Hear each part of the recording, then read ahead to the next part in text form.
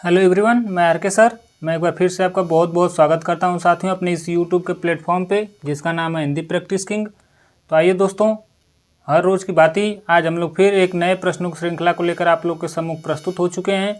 तो चलिए ज़्यादा बातें ना करते हम लोग सीधे अपने प्रश्न पर बढ़ चलते हैं। यह प्रश्न आप लोग को रीतिकाल में देखने को मिलेंगे। तो बताइए इस प्रश्न का सही जवाब क्या होगा। प्रश्न है, पर कारज देह कुधारव फिरौ, पर जन्य जदारथ वह दारसौ, अनिधि नीर सुध के समान कहौ, सबही विधि सुंदरता सरसौ, घनानंद जीवन दायक हो, कबौ मोरियो पीर पिए पीर हिये परसों। निम्नलिखित पंक्तियों में किससे संबंधित हैं?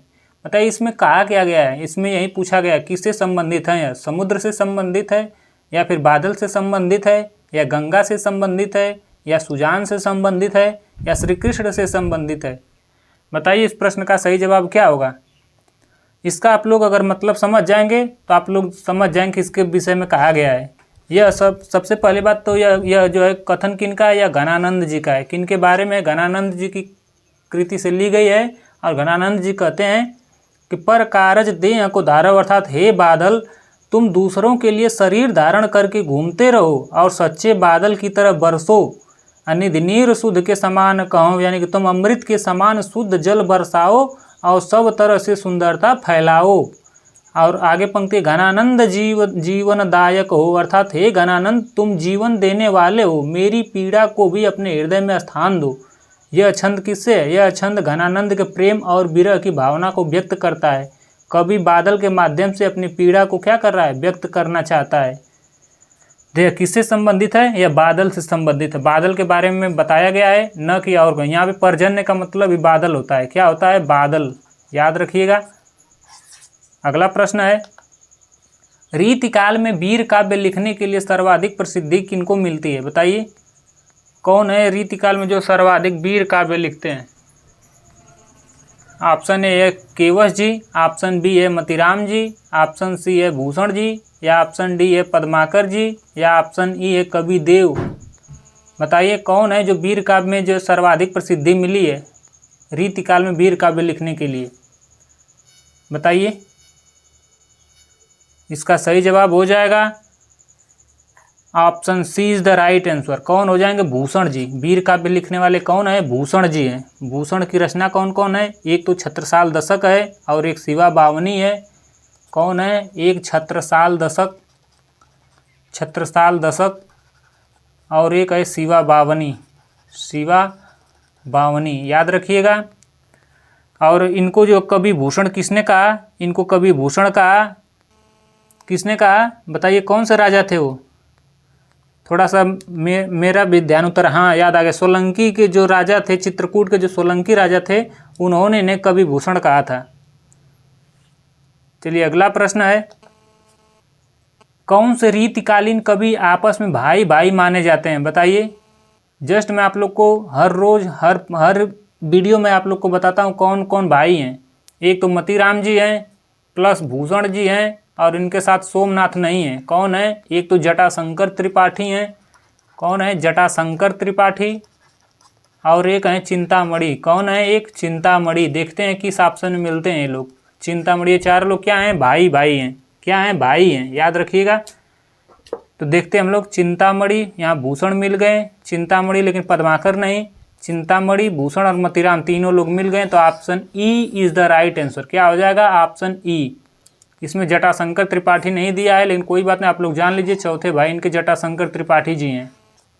इस तरह से option E is the right answer. क्या हो जाएगा? Option E is the right answer हो जाएगा।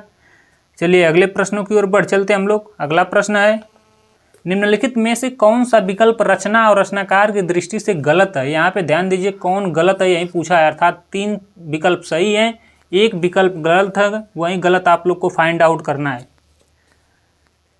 पहला दिया है कविकुल कंठाभरण दूल्हा कवि की है, बिल्कुल सही बात है।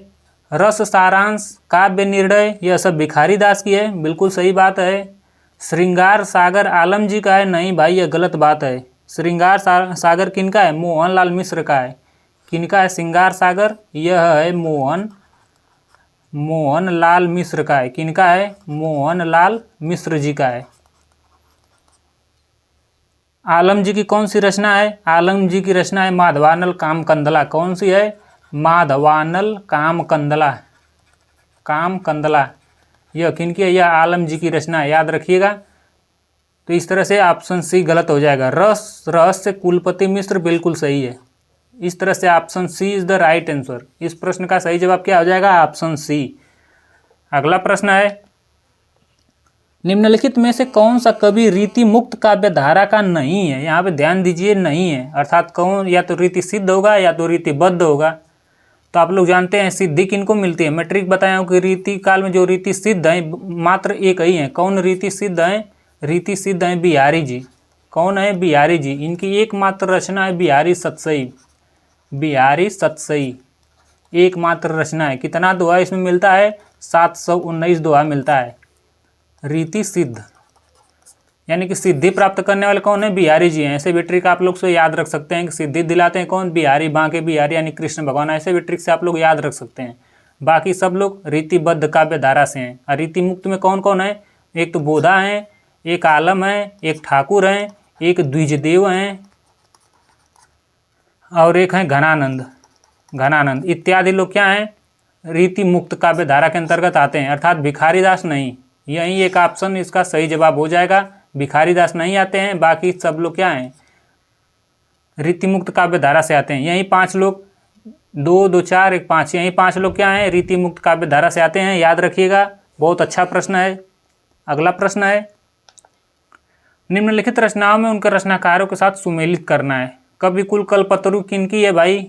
बताइए आप लोग, किनको होती है भाई कवि कुल? कवि लोग क्या करते हैं? अपने कुल की चिंता करते रहते हैं, यानी कि चिंतामणि। चिंता करते रहते से हो गए चिंतामणि। कवि लोग अपने कुल की चिंता करते हैं। आगे ललित ललाम आप लोग जानते हैं किनका है? मतीराम का। रोज हम लोग पढ़ते हैं इसको, मतीराम जी का है। शिवा बावनी, छत्रसाल दशक, यह सब किनका है? यह सब भूषण जी का है। और जितना भी निर्णय आ जाए, काव्य निर्णय, श्रृंगार निर्णय, क्या हो जाएगा? भिखारी दास। इस तरह से हम लोगों ने कूटों को अपना मिला लिए, यानी अ का 3 नंबर। यहाँ पे देखिए अ का 3 नंबर यह नहीं है, यह है, यह अभी नहीं, यह अभी नहीं। इस तरह से हम लोग देख लेते हैं। Option B is the right answer. क्या हो जाएगा? ऑप्शन बी हो जाएगा। अगला प्रश्न है, रीति मुक्त कवियों के संदर्भ में इनमें से कौन सा कथन गलत है? बताइए इनमें से कौन सा कथन गलत है, यही पूछा गया है। पहला है, रीति मुक्त कवियों के प्रेम वर्णन में विरह व्यथा प्रधान है। बिल्कुल घनानंद जी प्रेम विरह जानते हैं, प्रेम के पीर हैं, बिल्कुल सही बात है। रीति मुक्त कवियों ने प्राचीन काव्य परंपरा को बड़ी गहराई से ग्रहण किया है। बिल्कुल गलत बात है। यहाँ पे रीति मुक्त दिया है। मुक्त का मतलब होता है कि न ही वह काव्य किसी भी काव्य प्रणाली से बंधे हुए हों और ना ही किसी जो अलंकार का निरूपण किए हों। बिल्कुल अपने मन से जो मन में आए वहीं रचना किए हैं। इस तरह से प्राचीन काव्य होगा ही नहीं, वो अपने मन से करते हैं, गलत हो जाएगा। तो यहाँ गलत ही पूछा है तो बी हो जाएगा। आगे भी देख लेते हैं हम लोग। आगे, रीति मुक्त कवियों में रीतिबद्ध कवियों जैसी इंद्रिय वासना नहीं है। बिल्कुल सही बात। रीति मुक्त हैं तो अपने मन के राजा हैं। रीति मुक्त काव्य में कवियों की प्रेमानुभूति को आत्मव्यक्ति यानी खुद की अभिव्यक्ति के शैली में स्थान दिया है। बिल्कुल सही बात। खुद अपने अपने शैली में लोग कहते हैं। तो इस तरह से इस प्रश्न का सही जवाब ऑप्शन बी हो जाएगा, याद रखिएगा। अगला प्रश्न है, रीतिकाल के कवि रसलीन का लिखा ग्रंथ इनमें से कौन सा है? बताइए। रसलीन का यहाँ पे ध्यान दीजिए, रसलीन के बारे में पूछा है। अंग दर्पण है, यमुना लहरी है, रस रत्नाकर है या ब्रजविलास है? बताइए कौन है? रसलीन की एक रचना है रस प्रबोध। कौन सा है? रस प्रबोध है। रस प्रबोध है। यह कब है? 1741 ईस्वी में रचित है। 1741 में रचित है। और क्या एक दूसरी रचना कौन सी? रसलीन की अंग दर्पण है। अंग को लेकर देखकर लोग क्या करते हैं? रस लेते हैं, यानी कि अंग दर्पण ऐसे भी याद रख सकते हैं। अंग को देखकर लोग क्या करते हैं? रस लेते हैं, अर्थात रस दर्पण ऐसे भी कह सकते हैं। राग रत्नाकर किनकी रचना है? यह सुखदेव मिश्र की है। रस रत्नाकर किनकी है? यह सुखदेव मिश्र की है। किनकी है? सुखदेव मिश्र की यह रचना है। और यमुना लहरी किनकी रचना है? यह ग्वाल कवि की है। किनकी है? ग्वाल कवि। ग्वाल बाल लोग खेलते थे ना यमुना के किनारे, ऐसे भी आप लोग यमुना में लहर आ रही थी, ऐसे ग्वाल कवि लोग खेल रहे थे, ऐसे याद रख सकते हैं। ब्रजविलास किनकी रचना है? यह ब्रजवासी दास की है। किनकी है? ब्रजवासी दास की। ब्रजवासी दास की है, याद रखिएगा। इस प्रश्न का सही जवाब ऑप्शन ए हो जाएगा, अंग दर्पण इज द राइट आंसर। अगला प्रश्न है, इनमें से कवि देव का लिखा ग्रंथ कौन सा नहीं है? यहाँ पे ध्यान दीजिए, यहाँ पे नहीं दिया है। किनका? कवि देव का। भाव विलास नहीं है, या भवानी विलास नहीं है, या रस विलास नहीं है, या विष्णु विलास नहीं है।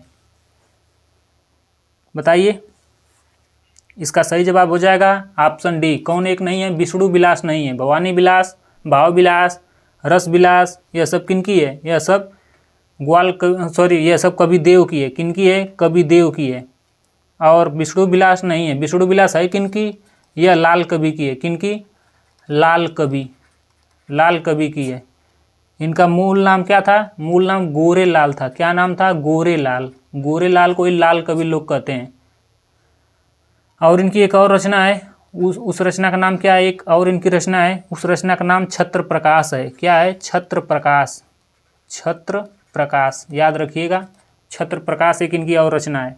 अगला प्रश्न है, निम्नलिखित कवियों में से ओरछा नरेश के दरबारी कवि, मंत्रगुरु और मंत्री तीनों कौन थे? बताइए।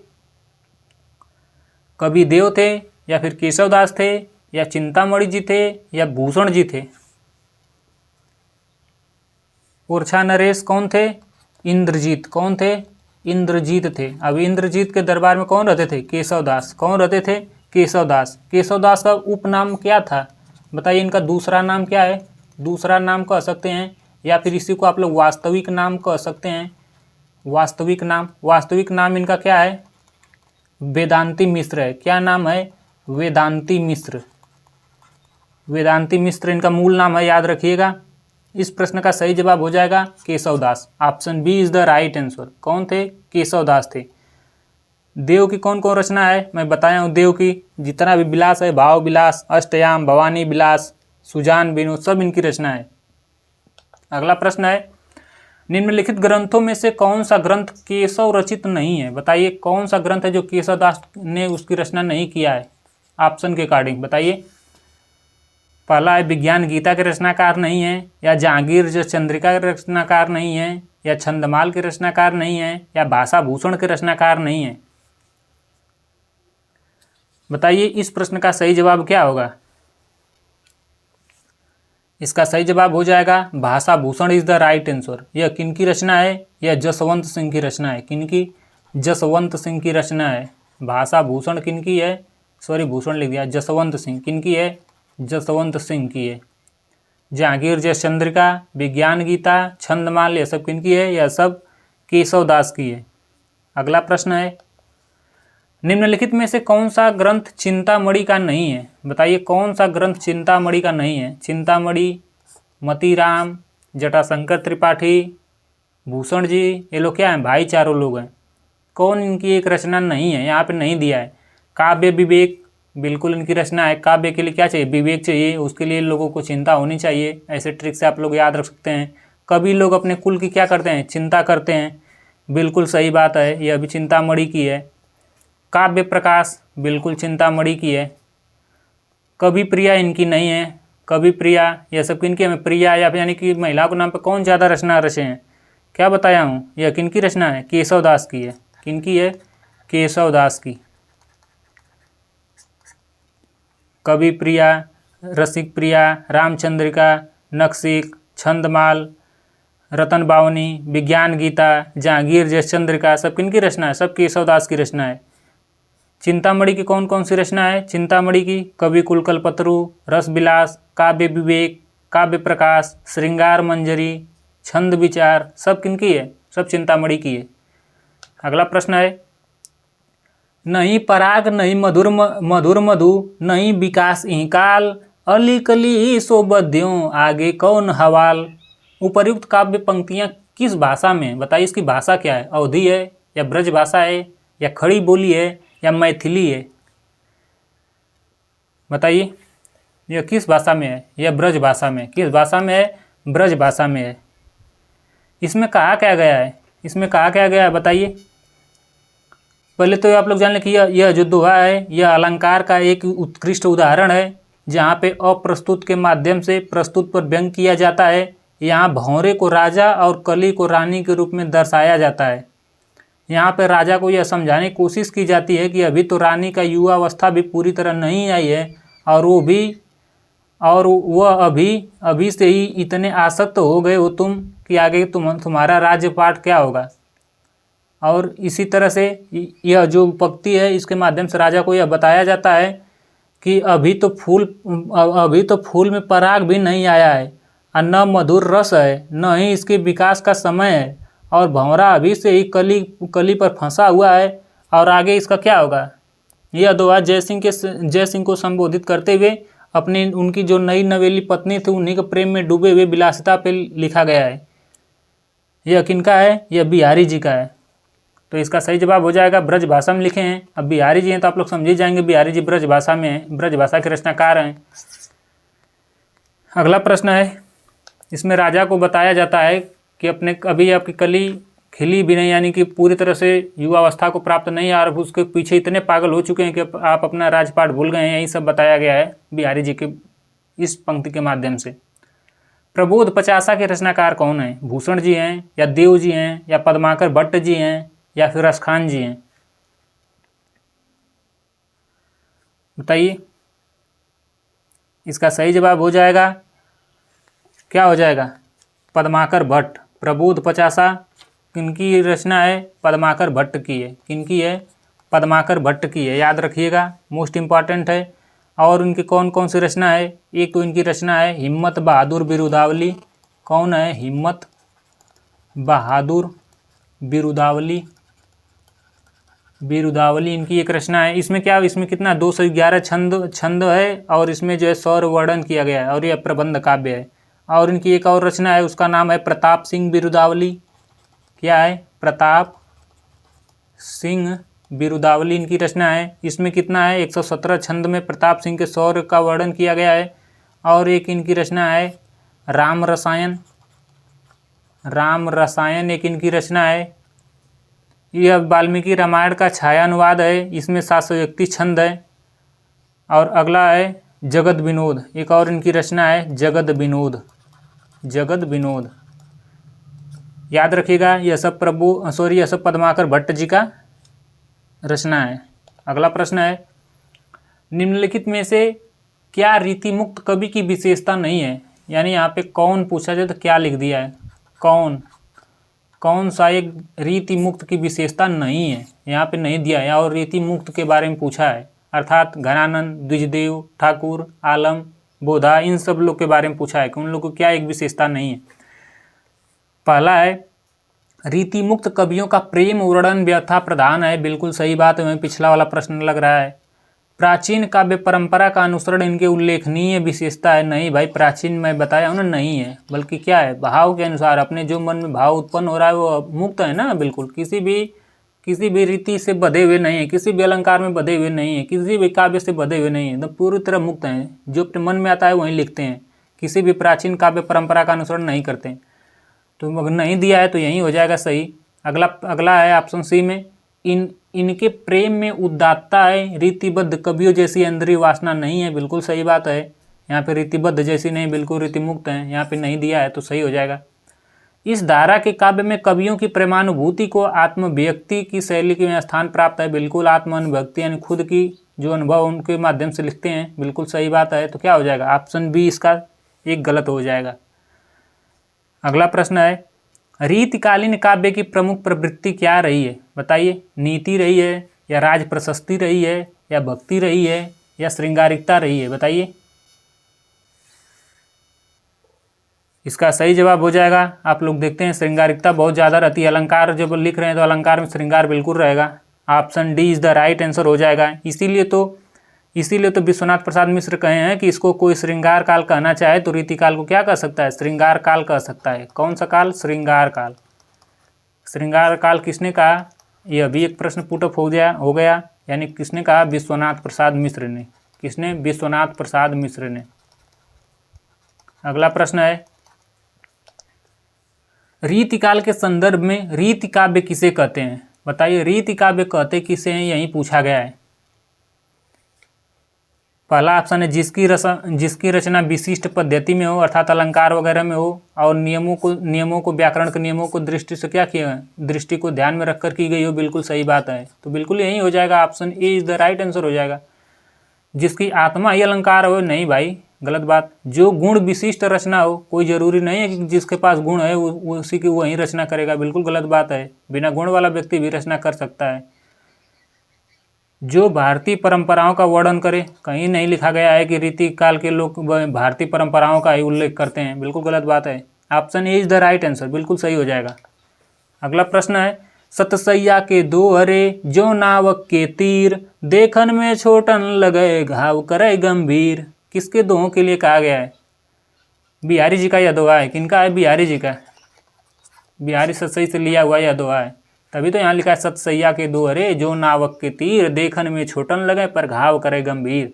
पूछा है कि यह किनकी है? रहीम की है या कबीर की है या तुलसीदास की है या बिहारी दास की है? मैं तो पहले इसका जो है आप लोग को पेपर लीक कर दिया। Option D is the right answer.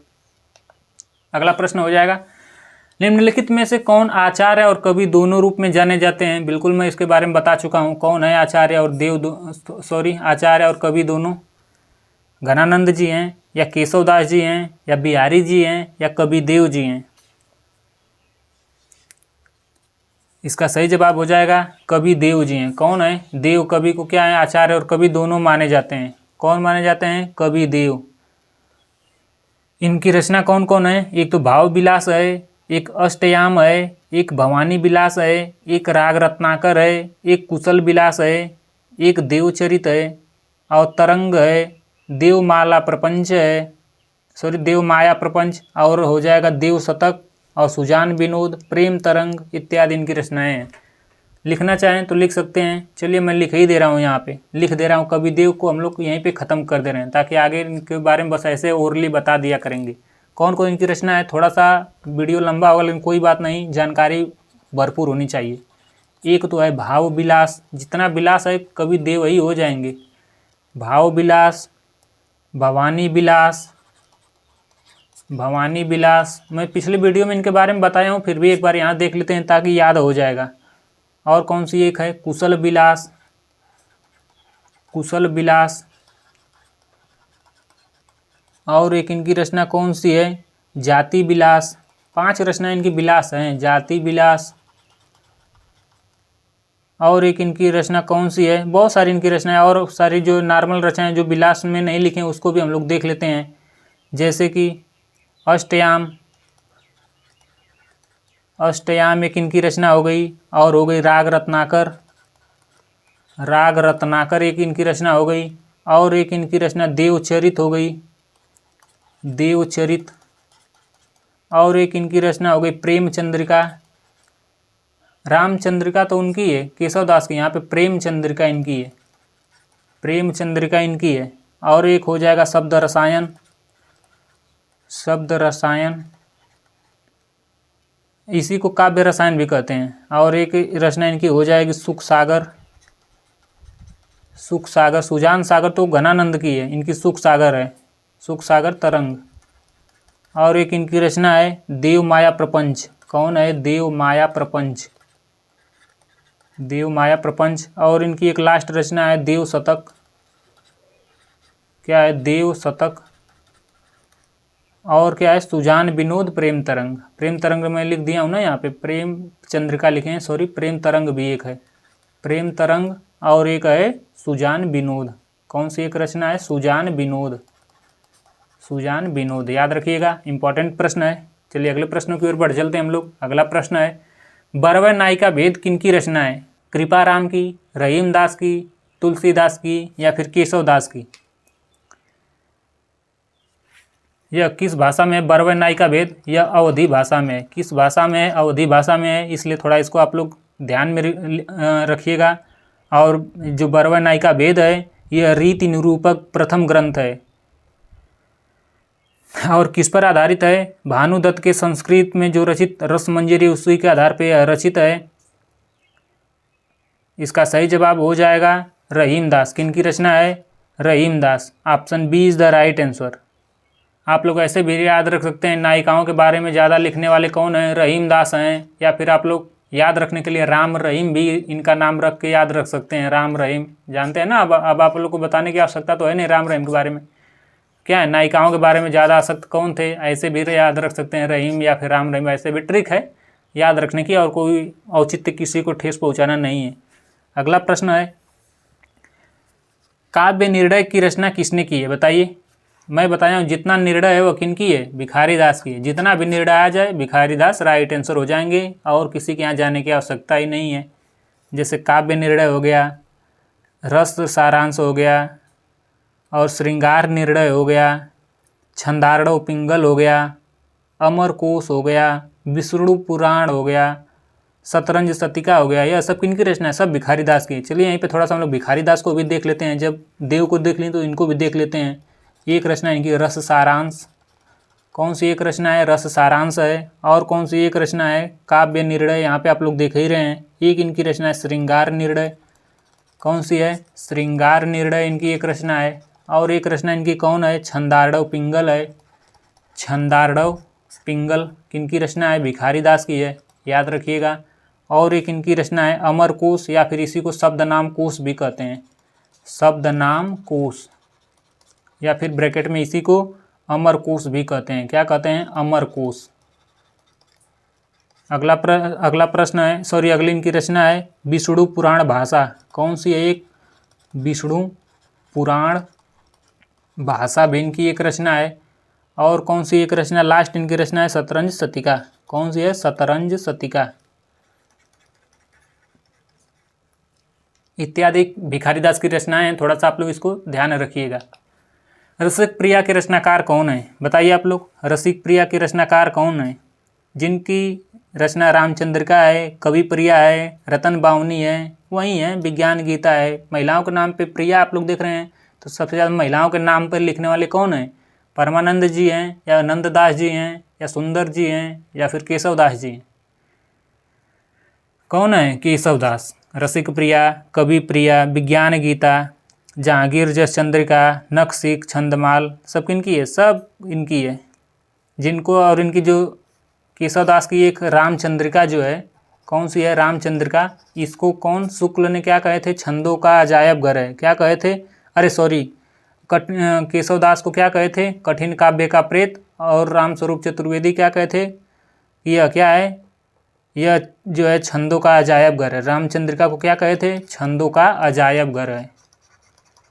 अजायब घर कौन कहे थे, रामस्वरूप चतुर्वेदी, रामस्वरूप चतुर्वेदी कहे थे, याद रखिएगा। और केशव दास को किसने कहा था, यह कठिन काव्य के प्रेत हैं, इनको शुक्ल जी ने कहे थे। क्या कहे थे, कठिन काव्य के प्रेत हैं, कठिन काव्य के प्रेत हैं। कौन कहें, शुक्ल जी कहें, याद रखिएगा। यह सारी इंपॉर्टेंट पंक्तियां हैं, सुपर मोस्ट इंपॉर्टेंट हैं, याद रखिएगा। अगला प्रश्न है, घनानंद की काव्य की भाषा क्या थी, बताइए। खड़ी बोली थी, या अवधी थी, या भोजपुरी थी, या ब्रज भाषा थी। यहाँ पे सही जवाब हो जाएगा ब्रज भाषा। क्या थी, ब्रज भाषा। घनानंद रीतिकाल के रीति मुक्त कवि हैं, और शुक्ल ने इनके बारे में लिखे हैं कि ये साक्षात रस मूर्ति और ब्रज भाषा काव्य के प्रधान स्तंभों में से एक हैं। कौन कहें, आचार्य रामचंद्र शुक्ल कहें इनके बारे में। और इनकी कौन कौन सी रचनाएं घनानंद की देख लेते हैं हम लोग। एक तो सुजान सार, सुजान इनकी प्रेमिका का नाम था, इसलिए उनके नाम पे बहुत सारी रचनाएं की हैं। ऐसे ऐसे आशिक पहले भरे पड़े थे हमारे भारत में। सुजान सार एक इनकी रचना है। एक इनकी रचना है इश्कलता, कौन सी एक रचना है, इश्कलता। और एक इनकी रचना है बीर अलीला, कौन सी रचना है, बीर अलीला। और कौन सी एक रचना है, वियोग बेली, क्या नाम था, वियोग वेली। और एक इनकी रचना है कोकसार, कोकसार इनकी एक रचना है। और एक इनकी रचना है कृपाकंद, क्या नाम है, कृपाकंद नाम है। और एक इनकी एक रचना है रसकेवल्ली, रसकेवल्ली। और एक इनकी रचना है यमुना यश, क्या नाम है, यमुना यश इनकी एक रचना है, याद रखिएगा। ये सारी रचनाएं घनानंद की हैं। अगला प्रश्न है, निम्नलिखित में से कौन रीति मुक्त कवि नहीं है। मैं 5 लोग को बताया हूँ रीति मुक्त, और बाकी जो भी बचे हैं रीतिबद्ध हैं। और रीति सिद्ध में सिद्धि प्राप्त करने वाले एक हैं बिहारी जी, बिहारी सतसई उनकी रचना है। रीति मुक्त में 5 लोग को मैं बताया हूँ। एक तो मैं घनानंद को बताया हूँ, एक बोधा जी को बताया हूँ, एक आलम जी को बताया हूँ, एक ठाकुर जी को बताया हूँ और एक बताया हूँ द्विजदेव को। कौन? द्विजदेव। ये लोग क्या हैं? रीति मुक्त हैं। बाकी बिहारी जी क्या हैं? ये सिद्धि प्राप्त करने वाले एकमात्र कवि बिहारी जी। इनकी एकमात्र रचना बिहारी सतसई, यही एक रचना लिखकर यह रीति सिद्ध हो गए। सतसई कितना दोहा है? 719, याद रखिएगा। अगला प्रश्न है, घनानंद की रचना कौन नहीं है? यहाँ पे ध्यान दीजिए, कौन नहीं है। मैं बताया हूँ अभी जस्ट, सुजान सार नहीं है, या विरह लीला नहीं है, या साहित्य सार नहीं है, या कोक सार नहीं है। तो कौन सी नहीं है? साहित्य सार नहीं है। कौन सी एक रचना नहीं है? साहित्य सार नहीं है। यह किनकी रचना है साहित्य सार? यह मतीराम की रचना है। किनकी है? मतीराम की रचना है, याद रखिएगा। बाकी सुजान सार, विरह लीला, कोक सार, रसकेवल्ली, लक्षण श्रृंग और कौन से? रसकेवल्ली, और भी बहुत सारी इनकी रचनाएं थी। सुजान सार, कोक सार, इश्कलता, कृपाकंद, यमुना यश, ये सब इन रचनाएं घनानंद जी की थी। अभी जस्ट मैं बताया हूँ। चलिए अगले प्रश्नों की ओर बढ़ चलते हैं हम लोग। मतीराम जो यहाँ पे आ गए, तो मतीराम की भी बहुत सारी रचनाएं हैं, जैसे फूल मंजरी, लक्षण श्रृंगार, रसराज, ललित ललाम, सतसई, एक अलंकार पंचासिका, और लास्ट इनकी क्या है? वृत्त कौमुदी है। अगला प्रश्न है, तो साथियों आज के लिए बस इतना ही। कैसा लग रहा है मेरा सेशन? अगर आप लोग को हेल्पफुल लग रहा हो, अच्छा लग रहा हो, तो लाइक शेयर एंड सब्सक्राइब करना ना भूलिएगा मेरे प्यारे दोस्तों। आपके शेयर करने से हमारा हिंदी परिवार बड़ा एक परिवार बनेगा, तो अपना अपना सहयोग दिखाइए। तो आज के लिए बस इतना ही। कल मैं नए वीडियो के साथ प्रस्तुत होऊंगा, नए जोश उमंग के साथ प्रस्तुत होऊंगा।